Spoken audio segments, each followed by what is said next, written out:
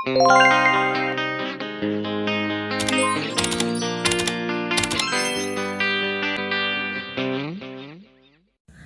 pagi, perkenalkan nama saya Mahani Datita Sitepu dengan NIM 22109121200004 dari Program Studi Kesehatan Masyarakat Fakultas Kedokteran Universitas Lambung Mangkurat.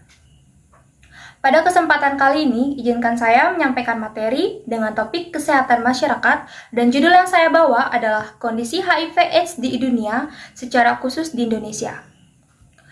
Kasus HIV/AIDS berkembang dengan sangat cepat di seluruh dunia, terlihat dari besarnya jumlah orang yang telah terinfeksi oleh virus tersebut. Diperkirakan sekitar 40 juta orang telah terinfeksi dan lebih dari 20 juta orang telah meninggal dunia. Di seluruh dunia, setiap hari diperkirakan sekitar 2.000 anak di bawah 15 tahun tertular virus HIV dan menginfeksi lebih dari 6.000 orang di usia produktif. Kita tahu bahwa HIV/AIDS adalah virus yang menjadi masalah di setiap negara. Populasi terinfeksi HIV terbesar di dunia adalah di benua Afrika, 25,5 juta manusia, kemudian di Asia Tenggara, 3,8 juta, dan Amerika, 3,5 juta. Tingginya populasi orang terinfeksi HIV/AIDS di Asia Tenggara menghasilkan Indonesia untuk lebih waspada terhadap penyebaran dan penularan virus HIV tersebut. Pertama-tama, kita harus mengetahui apa sih definisi dari HIV itu. HIV atau Human Immunodeficiency Virus adalah sejenis virus yang menginfeksi sel darah putih yang menyebabkan turunnya kekebalan tubuh manusia. Sedangkan Acquired Immune Deficiency Syndrome atau sering dikenal dengan AIDS adalah sekumpulan gejala yang timbul karena turunnya kekebalan tubuh yang disebabkan oleh infeksi HIV. Kasus HIV pertama kali ditemukan di Bali pada tahun 1978. Jumlah kasus terus bertambah dan menyebar di hampir seluruh provinsi di Indonesia, baik di daerah perkotaan maupun di pedesaan. Jumlah kasus HIV di Indonesia tumbuh dengan sangat cepat, baik dari sisi wilayah penyebaran maupun dari pola penyebaran.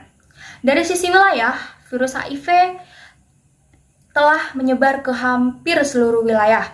Jika awalnya hanya sebagian provinsi saja yang rawan terhadap penyebaran HIV, sekarang tidak ada lagi provinsi yang kebal terhadap penyebaran virus tersebut. Dari sisi pola penyebaran, tidak hanya pada kelompok populasi beresiko tinggi, tetapi penyebaran sudah menjalar pada populasi yang memiliki resiko terendah. Terjadinya eskalasi penularan HIV/AIDS yang begitu cepat tersebut telah mendorong pemerintah Indonesia untuk membuat sebuah badan penanggulangan HIV/AIDS yang diberi nama dengan Komisi Penanggulangan AIDS Nasional atau sering kita dengar dengan KPAN. KPAN bertanggung jawab untuk menyusun berbagai program dan kebijakan dan penanggulangan HIV/AIDS di Indonesia. Tingginya kasus HIV di Indonesia disebabkan oleh yang pertama, perilaku seks bebas, yang kedua, melalui transfusi darah atau produk darah yang sudah tercampur virus HIV, yang ketiga, melalui jarum suntik yang tidak steril. Bagaimana pencegahan dari virus tersebut? Salah satu program yang dapat kita laksanakan adalah dengan VCT atau Voluntary Counseling and Testing. Voluntary Counseling and Testing adalah tes dengan sukarela, dan VCT merupakan komponen kunci dalam program HIV di negara maju dan negara yang berkembang. VCT dijadikan sebuah intervensi yang memberi kesempatan seseorang untuk mengetahui status HIV. VCT merupakan pintu masuk untuk membantu setiap orang untuk mendapatkan akses semua pelayanan, baik informasi, edukasi, terapi, atau dukungan psikososial. Bagaimana cara pencegahan lainnya adalah dengan tidak melakukan seks bebas, dengan menggunakan jarum yang steril, dan mencegah penularan dari ibu yang terjangkit HIV pada janin. Strategi penanggulangannya adalah dengan melakukan kampanye ABC atau sering kita kenal dengan abstinence, be faithful, and condom. Abstinence ditunjukkan khususnya kepada masyarakat yang belum menikah sehingga tidak boleh melakukan hubungan seks di luar nikah. Kemudian be faithful atau setia ditunjukkan kepada mereka yang memiliki pasangan yang setia. Dan yang terakhir adalah penggunaan kondom. Ketika berhubungan seksual, sementara kampanye penggunaan kondom itu bukan berarti melegalkan seks bebas, namun untuk melindungi diri dari penyakit tersebut. Kesimpulannya, kita semua tahu bahwa HIV adalah penyakit menular seksual yang sangat berbahaya dan bahkan hingga saat ini belum ditemukan obat untuk penyakit tersebut. Yang bisa kita lakukan adalah hanya dengan mencegah atau menanggulanginya saja.